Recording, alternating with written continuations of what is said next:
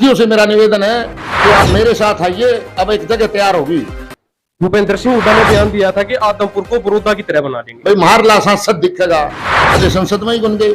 हमारी शैलजा मेरी gold sister है, अब की बार इसको चटनी चटा देंगे। सारे चोर लुटेरे है ना, वो बीजेपी में भाग गए। देश में चल रहे आईडी के छापे पड़ रहे और भाग रहे हैं। नमस्कार। आदमपुर उपचुनाव होना संभाविक है क्योंकि कुलदीप बिश्नोई बीजेपी पार्टी में शामिल हो चुके हैं। कुलदीप बिश्नोई बीजेपी पार्टी में अपने बेटे की दावेदारी कर रहे हैं, वहीं कांग्रेस पार्टी की टिकट को लेकर सोशल मीडिया में काफी वायरल फोटो है, नाम है, वो चर्चा में चल रहे हैं। आज हम आपकी मुलाकात करवाते हैं जिनका नाम है सुरेश सरपंच मातरश्याम से। हाँ जी, नमस्कार। नमस्कार जी, आपके चैनल को भी बहुत बहुत आभार भाई, मेरे से मुलाकात करने के लिए आए, इसके लिए आपका बहुत बहुत।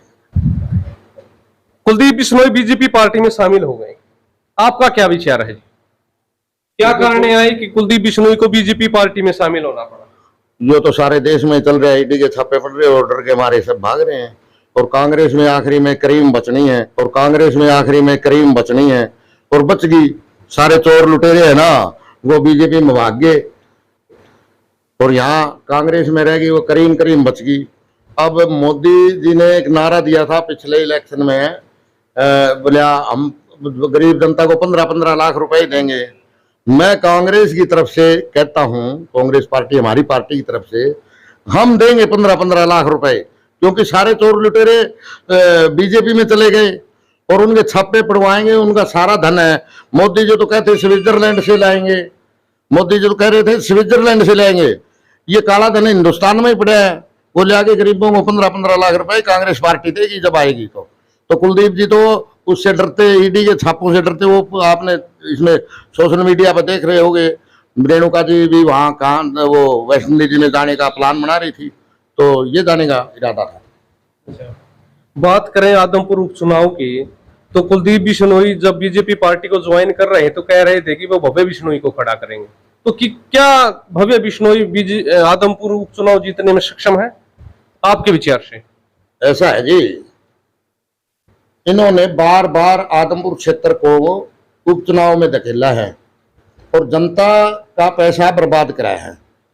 अब बात आती है भव्य की हो और चाहे चौधरी कुलदीप बिश्नोई की बात हो, मतलब जनता ने मन बना लिया। बार बार उपचुनाव, बार बार पार्टियां बदलना, लोगों को कभी इधर बगला देते हैं, कभी उधर बगलाते हैं। तो मैंने तो जहां तक देखा आदमपुर हल्का में गया भी हूँ, फोन पर बात भी हुई है मेरी लोगों से, तो लोगों ने एक मन बना लिया है भाई अब की बार इसको चटनी चटा देंगे। कांग्रेस पार्टी की टिकट को लेके सोशल मीडिया पर पोस्टें वायरल हो रही है। सुरेश सरपंच मातरश्याम को लेके, आपका नाम लेके, तो आपकी कितनी दावेदारी है? ऐसा है जी, सोशल मीडिया पे चल रहा है, देख रहा हूं मैं भी, और पूरे हरियाणा प्रदेश से, आदमपुर से ही नहीं, पूरे हरियाणा प्रदेश से बधाइयों के संदेश आ रहे हैं। भाई सरपंच साहब आपका नाम देख रहे हैं हम, अच्छी बात है। आप जैसे पत्रकार बंधु होंगे भी मेरे पास फोन आ रहे हैं इंटरव्यू लेने के लिए। तो ये तो चल रहा है, बड़ा जोर शोर से चल रहा है। 4 कैंडिडेटों के नाम है। बाकी टिकट की बात है, अगर हाईकमान मेरे नाम पर विचार करती है तो मैं तो एक साधारण आदमी रहा हूँ, और एक वर्ष में 12 महीने होते हैं, 365 दिन होते हैं।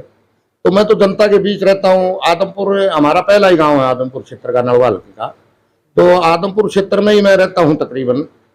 तो बच्चा बच्चा मुझे जानता है, हर घर में जाता हूँ जब एक गांव में कम से कम भी 10 घर है तो चाय पी के आता हूँ मैं। तो पार्टी हाईकमान अगर मेरे पर विश्वास जताती है, कांग्रेस नेतृत्व और श्रीमती सोनिया गांधी जी, हमारी आदरणीय नेता, हमारे आदरणीय नेता श्री राहुल गांधी जी, मेरी बड़ी बहन कुमारी शैलजा जी, चौधरी भूपेंद्र हुड्डा जी, ये विश्वास जताएंगे तो मजबूती से मैं इलेक्शन लड़ूंगा।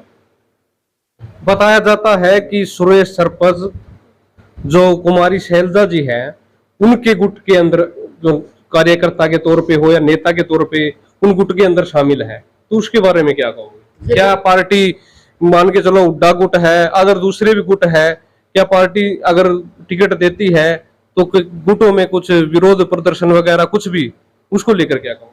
वो तो देखो, हर आदमी का कोई ना कोई आइकॉन होता है, किसी का गॉड फादर होता है, किसी की गॉड मदर होती है, और बहन कुमारी शैलजा मेरी गॉड सिस्टर है। हमारा रिश्ता आत्मा से जुड़ा हुआ है, बड़ी बहन मानता हूं मैं उनको, बड़ी आदरणीय है और पारिवारिक रिश्ता है। तो वो तो हर आदमी का, किसी न किसी, चौधरी भूपेंद्र सिंह हुड्डा को भी चाहने वाले लोग हैं, चौधरी रणदीप सुरजेवाला को चाहने वाले लोग भी हैं।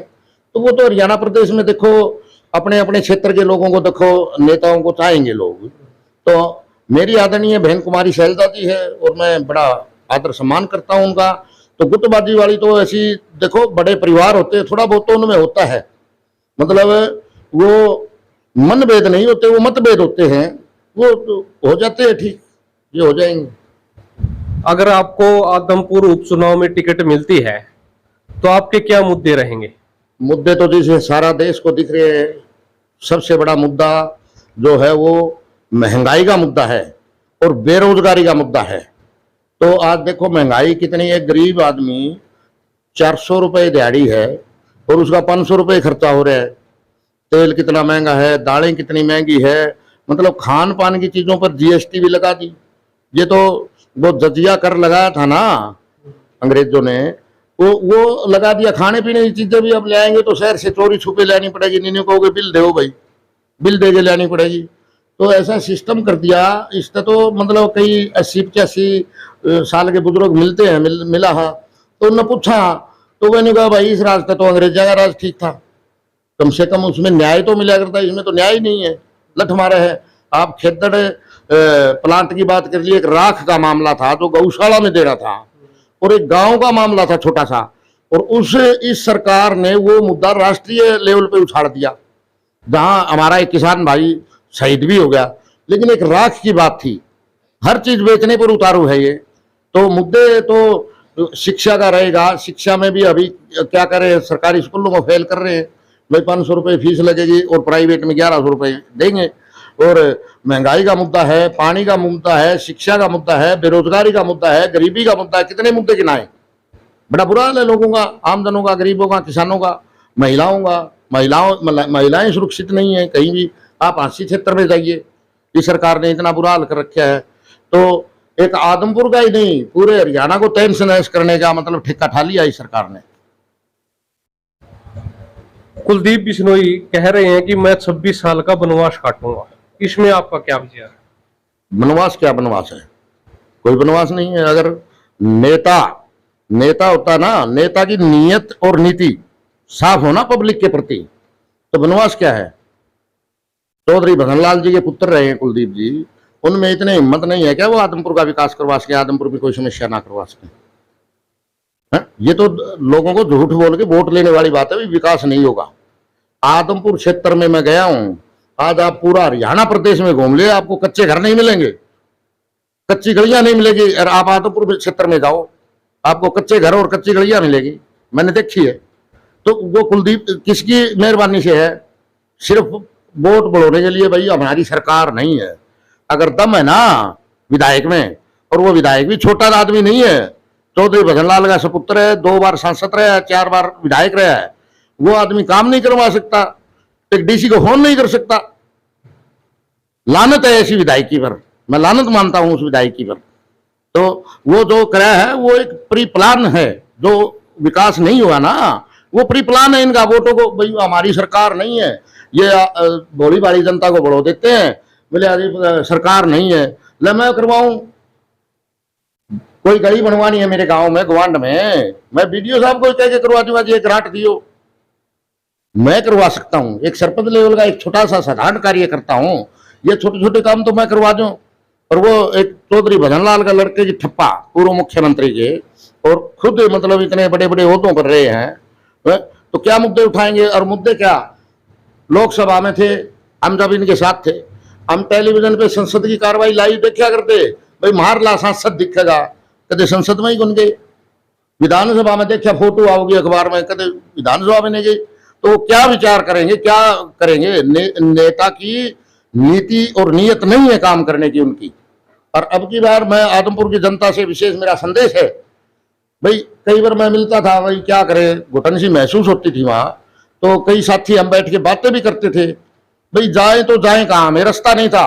तो अब उन साथियों से मेरा निवेदन है कि आप मेरे साथ आइए, अब एक जगह तैयार होगी, यहाँ छोड़िए इन झूठे लोगों को, इन बगड़ाने वाले लोगों को।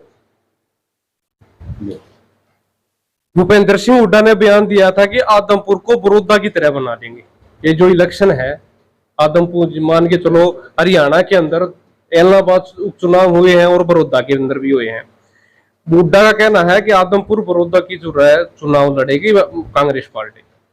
बिल्कुल बड़ौदा की तरह, वो एक इशारा हो सकता है मेरी तरफ, मैं तो मेरी तरफ ही लगाऊंगा। बड़ौदा में एक छोटे से कार्यकर्ता को, एक सरपंच लेवल, जिला परिषद लेवल का एक कार्यकर्ता को चौधरी भूपेंद्र सिंह हुड्डा ने वहां से चुनाव लड़ाया, हो सकता है उनका इशारा मेरी तरफ ही हो।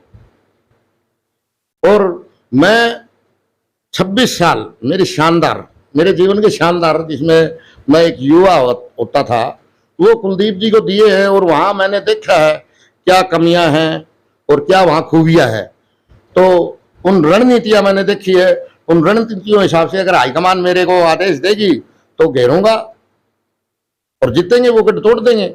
मुझे तो बड़ा आसान लग रहा है गढ़ तोड़ना, सही बता रहा हूं, इतना बड़ा काम नहीं है ये गढ़ तोड़ना। तो ये थे सुरेश सरपंच जी, जो आदमपुर विधानसभा टिकट की पूरी दावेदारी दिखा रहे हैं।